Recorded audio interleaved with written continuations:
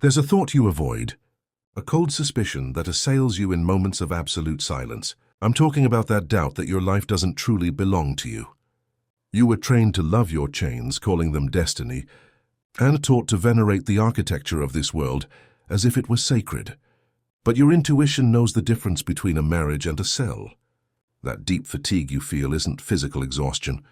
It's the wear and tear on an infinite spirit forced to operate within a system designed to drain it.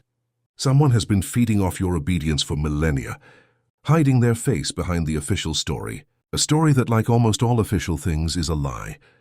There's a persistent feeling, almost like a charade stuck in the back of the mind, that has accompanied human experience since we've had recorded consciousness. It is this cognitive dissonance that arises when we try to reconcile the cultural narrative sold to us with the brutal reality we observe every morning. We have been taught to believe in intelligent design, in loving providence, and in a universal architect who, in his supposed perfection, created a cosmos for our development and well-being. However, it only takes a moment to stop and look with intellectual honesty at our surroundings to notice that the pieces don't fit together. If we feel a fundamental alienation from this world, if we often feel like strangers in a hostile land, perhaps it is not because we are broken or spiritually inadequate, but because our intuition is detecting an undeniable lie. Orthodox religious narratives, and curiously, much of modern New Age spirituality as well, insist on justifying suffering. They tell us that pain is a school, that chaos is an inscrutable mystery, or that catastrophes are part of a divine plan that our limited minds cannot comprehend. But this rationalization stems from fear, a childish defense mechanism to avoid confronting the most frightening and liberating possibility at the same time: that the system doesn't malfunction by accident, but by design. When we observe the machinery of nature, we don't see the work of a loving father, but the edge of a cold, indifferent, and in many cases, sadistic engineering. The perfection sold to us in nature documentaries or Sunday sermons is a selective editing of reality, a cinematic montage designed to conceal the structural flaws of the scene. For millennia, we have been conditioned to blame ourselves for the flaws of creation. We have been told that original sin is ours, that the fall was our decision, and that the imperfection of the world is a reflection of our own moral impurity. But what if the evidence pointed in the opposite direction? What if the defect lies not in the inhabitant, but in the dwelling? To truly understand our position in the cosmos, we must dare to perform an autopsy of reality, without the filters of dogma or the toxic optimism of consumer spirituality. If the work is flawed, logic dictates that we should question the architect's competence or benevolence. Keep in mind that what we are going to explore is not a modern conspiracy theory born in the dark corners of the internet, but the rediscovery of an ancient philosophical and experiential current that was systematically silenced by the imperial and religious power structures of the early centuries. By analyzing material reality without the rose-colored glasses of theology or superficial mysticism, we encounter a biological operating system fundamentally based on predation. This is the first point where the narrative of the love story collapses under its own weight. Life on this planet, as it is structured, requires the constant and violent death of other beings to sustain itself. It is neither an anomaly nor a flaw. It is the foundation of the source code of this universe. For one organism to thrive, another must be devoured, digested, and annihilated. The food chain is not a circle of life as fiction portrays it to us. It is a hierarchy of consumption and anguish.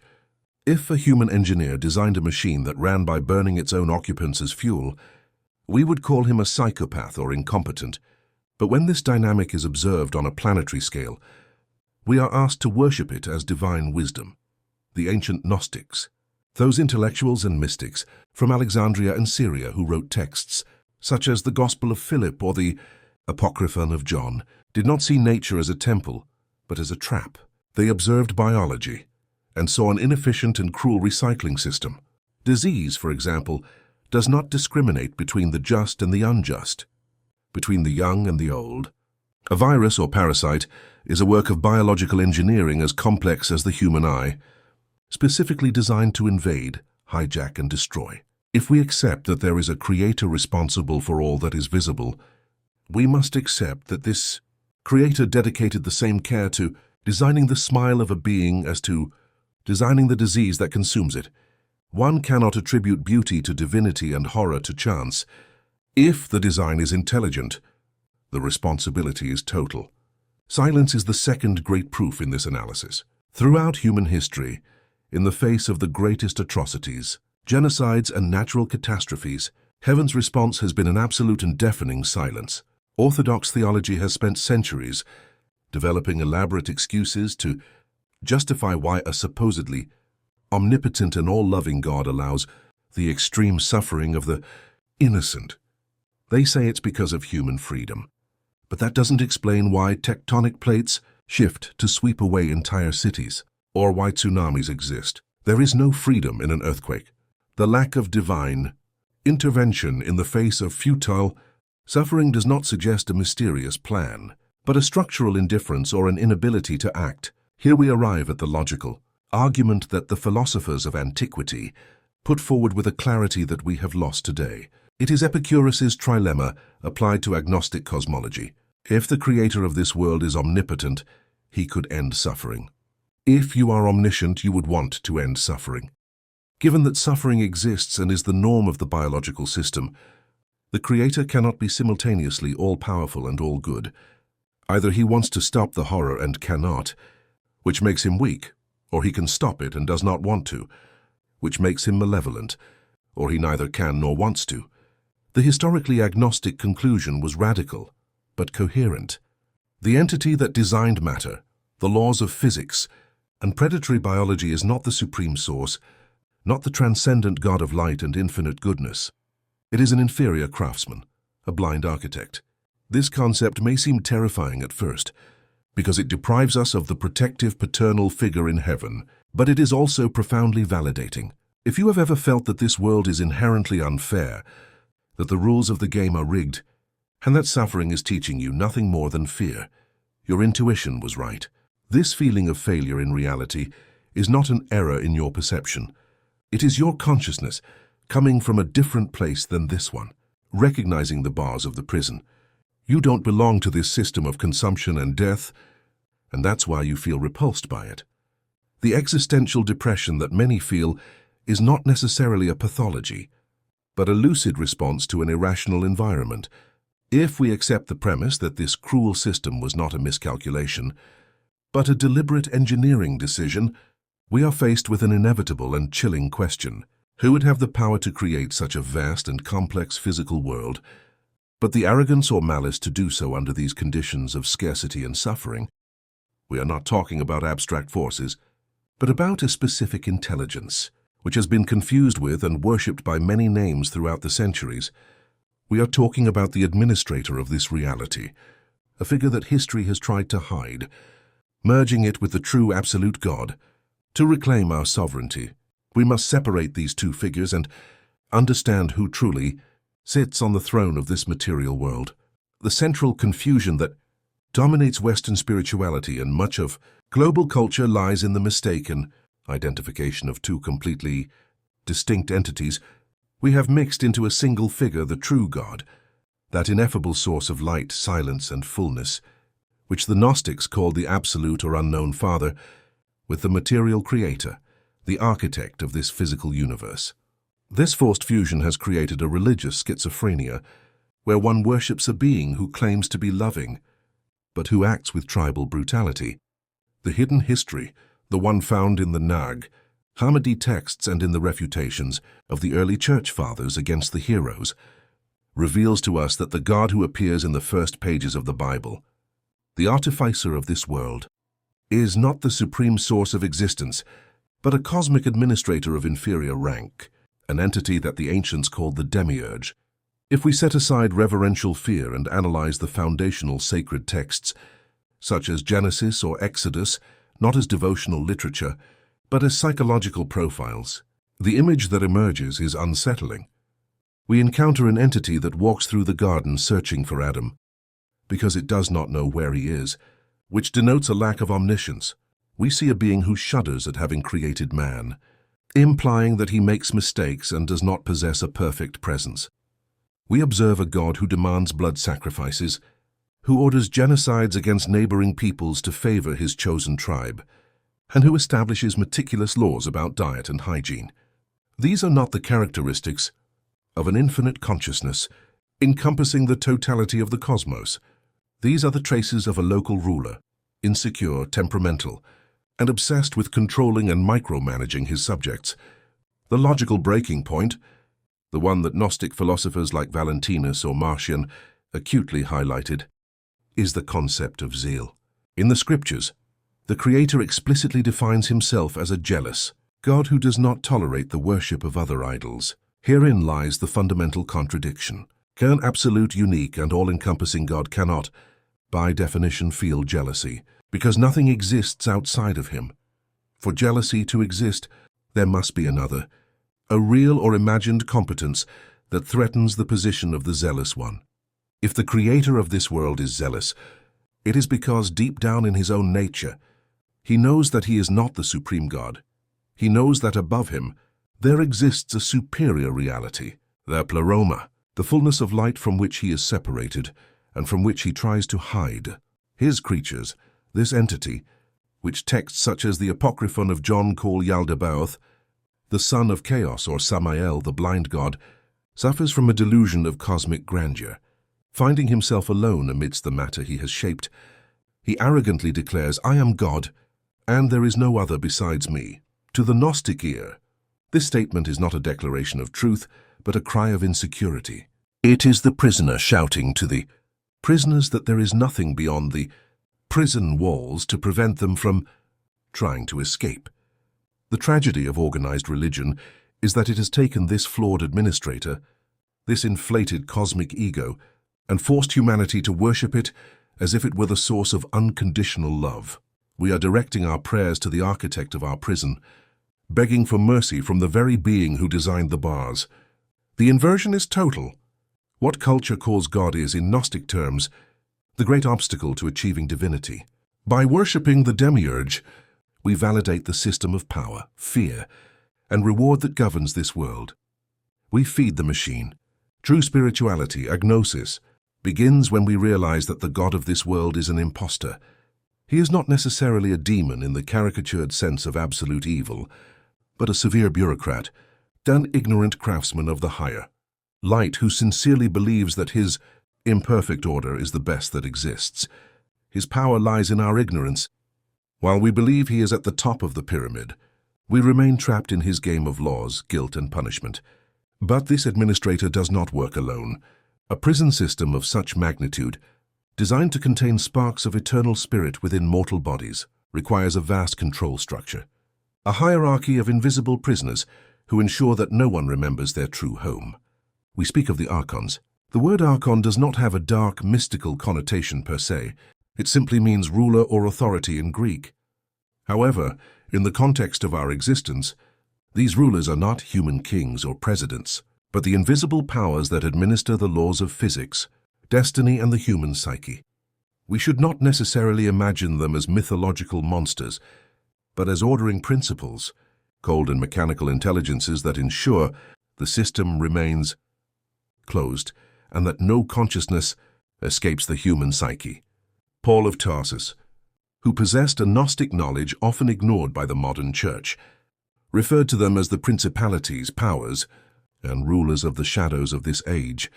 Ancient cosmology described the universe as a series of concentric spheres surrounding the Earth, acting not only as spatial regions but also as frequency barriers.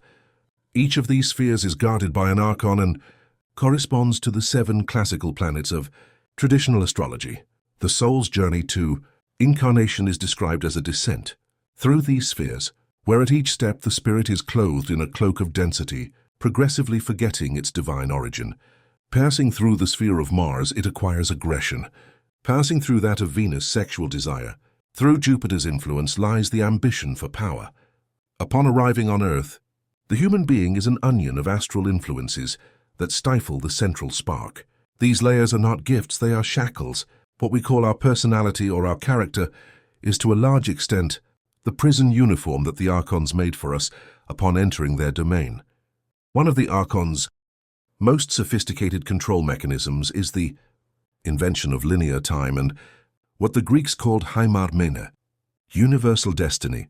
In the Gnostic view, destiny is not something we should accept with stoic resignation, but an astral tyranny. Astrology, in its origin, was not the art of living in harmony with the cosmos, but the study of the clays of the cellar to try to find a grid. The Archons use time like a hamster wheel. They keep us focused on the past through regret or on the future through anxiety, preventing us from accessing the eternal now, which is the only way out to true eternity. Time is the wall that separates us from the timelessness of the true God. Within this temporal framework, the concept of karma or retributive justice reveals itself not as a learning tool, but as a perpetual debt trap, the idea that we must reincarnate again and again to pay for past mistakes or learn lessons is the perfect pyramidal trap of the system. How can a soul learn if its memory is erased before each new exam? The system doesn't seek our evolution, it seeks our permanence. By making us believe we have outstanding debts to the universe, the Archons ensure our return to matter, recycling our vital energy to fuel the sustenance of the flawed cosmos. Guilt is the attachment that keeps us on this wheel. The rigid moral law as delivered by the demiurge in the scriptures serves a devastating psychological function to generate guilt. By imposing commands impossible for human nature to fulfill, the material creator ensures that his creatures live in a perpetual state of unworthiness. Human beings feeling dirty and sinful seek external redemption, surrendering their power to the same system that condemned them. The Archons feed on this low-vibration energy. Fear, guilt, frustration, and pain. They don't want us to be happy, but they also don't want us to be completely at peace. They need us in a constant state of manageable struggle and suffering, producing the emotional energy that sustains their empire. This architecture is immense, encompassing everything, from the laws of gravity that bind us to the ground to the social and religious structures that bind us to the mind. Everything is designed to tell us that we are small, that we are octopuses, and that we must obey the powers of fact. However, despite the apparent perfection of this cosmic sham, despite the planetary spheres and the decrees of destiny, there is a fundamental flaw in its security. Something has escaped them. If the system were perfect, you wouldn't be hearing this. Nor would you feel this unease in your chest, the very existence of doubt, of the suspicion that there's something more. There's proof that control isn't absolute. There's a strange element in the equation. A smuggler introduced something into the prison that the prisoners cannot comprehend or control, and that is why you are here seeking answers. To understand why the system is so hostile and why surveillance of human consciousness is so obsessive, we must refer to the secret origin of humankind, a story that has been erased from textbooks and distorted from pulpits. Gnostic anthropogony, that is, the explanation of the origin of man, presents us with a narrative radically opposed to the official version, according to texts found in Nag Hammadi, such as the Hypostasis of the Archons or the Apocryphon of John. The creation of this universe was not an act of glory, but the result of a cosmic accident, a tragedy on high. And this is where the story becomes fascinating and subversive. The material creator, in shaping the physical world, wished to create a being to serve and worship him, a biological slave to manage his planetary pharmacy. He summoned his Archons, and together they designed the human body, a complex biological machine made from the elements of earth, enlightenment. But there was a fundamental problem. The creation was inert. The clay body was perfect in its anatomy, but lacked real life. It could neither stand nor think. It was an empty slave. The myth tells that the superior forces of light, observing from eternity and wanting to recover the spark of Sophia that the demiurge had stolen, devised a strategy. They deceived the material creator by suggesting that he breathe his own spirit into the clay creature to give it life. The demiurge, in his ignorance and arrogance, agreed and breathed the aliquot of life into Adam's nostril. At that precise instant, the great security flaw of the system occurred, the event that defines our existential condition. By breathing life into the human, the demiurge unknowingly transferred the spark of divine light that he had stolen from his mother Sophia. emptying himself of this power and depositing it within the human being. The result was paradoxical and terrifying for the rulers. Humankind, this creature of clay made to be a slave, stood upright and suddenly was superior to its creators. Gardan possessed something that Yaldabaoth and his archons did not have: the luminos epinoid, the creative imagination, the direct connection to the infinite source. The man was a vessel of clay, fragile and mortal, but within him lay an indestructible diamond of a purity that the gods of this world could neither comprehend nor replicate. Terror seized the archons. They realized they had created a being who, even trapped within their territory, had the potential to transcend them. Gnostic texts describe how the rulers looked at Adam and saw that his intelligence was superior to theirs, that his gaze penetrated the illusion of matter. Therefore, the system's immediate reaction was not one of love, but of aggressive containment.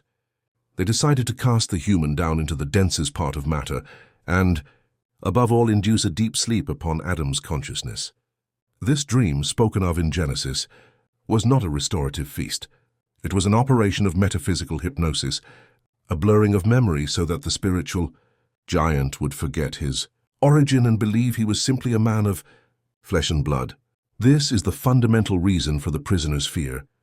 The system tries to keep us asleep, not because we are insignificant, but because we are dangerous to the structure of artificial reality. If humanity were to collectively awaken to its true nature, remembering that the inner spark has more authority than the stars and destiny, the demiurge's empire would collapse due to lack of energy sustenance.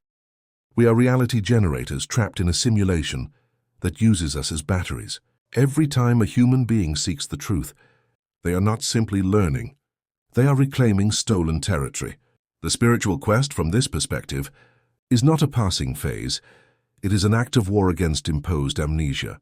The paradox of humanity is that it is a king with amnesia, living like a beggar in the lands of a usurper, and the entire apparatus of reality is designed so that one never recovers the memory of their true lineage.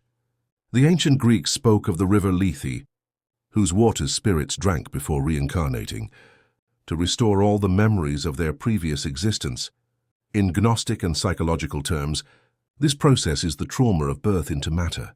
Upon incarnating in a physical body, consciousness finds itself overwhelmed by the senses, by the biological needs of hunger, cold, and pain. The immediacy of bodily survival acts like a thick veil that disconnects the spirit from its cosmic memory. From the moment we take our first breath, the system bombards us with stimuli designed to anchor our attention exclusively on the external, the tangible, the ephemeral.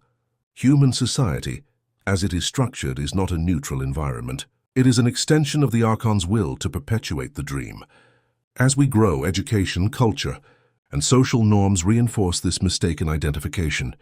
We are taught that we are our name, our nationality, our gender, our profession, and our economic status. We are taught to compete, to accumulate material possessions, and to fear the death of the body as if it were the absolute end of existence. Each layer of social identity that we accept is another chain that stifles the divine spark. We have become characters in a play who have forgotten they are actors, believing that the script is the only reality and genuinely suffering from the fictional dramas of the performance on stage. In the modern era, this mechanism of forgetting has been industrially perfected through technology and mass media. Distractions are not merely innocent entertainment. The word proper comes from the Latin distractio, which means to separate or divide. The function of mass entertainment, 24-hour news, unbridled consumerism, and social media addiction is to keep the mind fragmented and occupied with trivialities.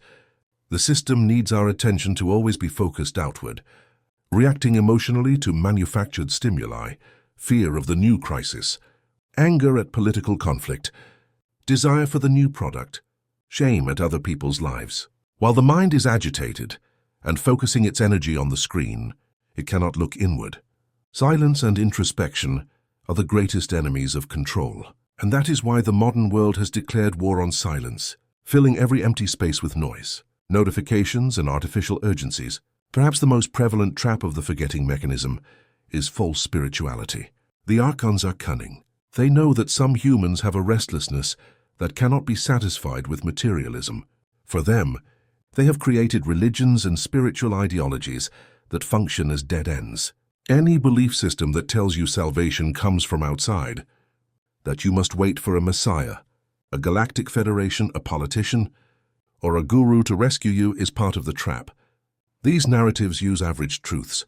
They acknowledge that the world is bad, but they disempower the individual by placing the solution in an external entity that they must worship, obey, or passively wait for. It's the same dynamic as the demiurge disguised as light.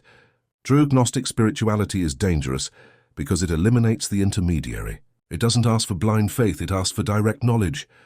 The fundamental error that keeps the mechanism functioning is the identification of the self with the psyche, the emotional and mental soul, instead of the pneuma, the spirit.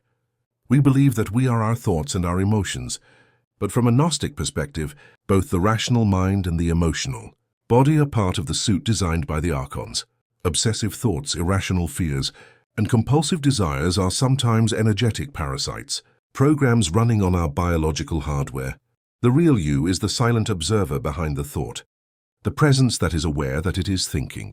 The mechanism of forgetting works as long as we fail to take that step back and disidentify ourselves from the voice in our head. Breaking this hypnosis doesn't require complex rituals. It requires extreme vigilance and radical lucidity to stop feeding our identity to the structures that imprison us. We thus arrive at the heart of the matter, at the only real solution offered by this ancient and, at the same time, eternally new vision, Gnosis. It is crucial to understand that Gnosis is not a set of intellectual data. It is not learning the names of the Archons nor memorizing complex cosmologies to recite them in a scene. Gnosis is a state of consciousness. It is the direct, intuitive, and experiential knowledge of one's own divine nature.